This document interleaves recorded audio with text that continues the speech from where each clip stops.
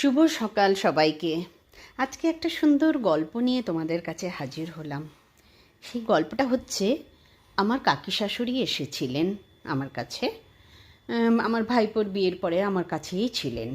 আর তখন না আমাদের শাশুড়ি আর বৌমার মধ্যে খুব গল্প, আড্ডা, ঘোরা, বসা, একসাথে খাওয়া, রান্না করা, মানে এগুলো খুব চলতো।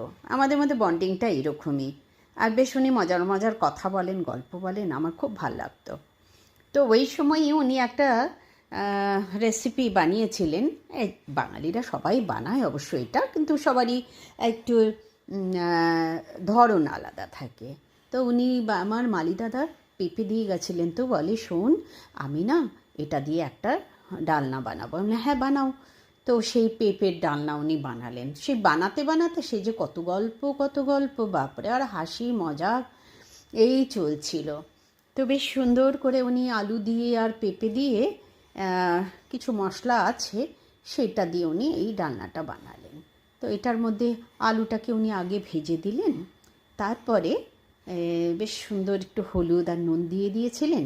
ওটা একটু ভাজা ভাজা হলে আবার ওটা পেঁপেটা ঢেলে দিলেন, দিয়ে আর ওটাকে আবার নাড়াচাড়া করছেন। আর এদিকে গল্প চলছে, হাতও চলছে, তার গল্পও চলছে, মানে গল্পের আর শেষ নেই।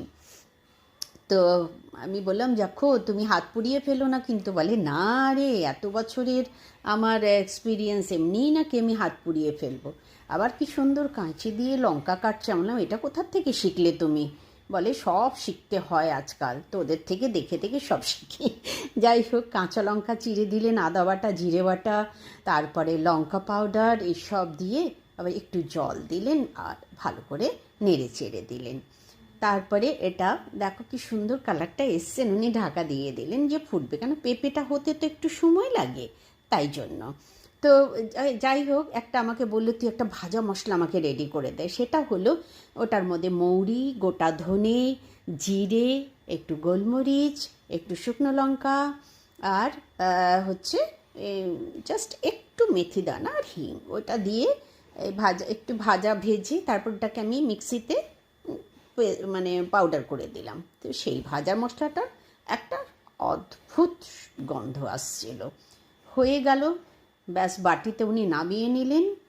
বললে, চল এবারে তাড়াতাড়ি ভাত বেড়ে নে, আমরা শাশুড়ি বৌমা বসে খাবো। আর সেই তো গল্প, হ্যাঁ, আর খাওয়া। তো কেমন লাগলো তোমাদের জানিও।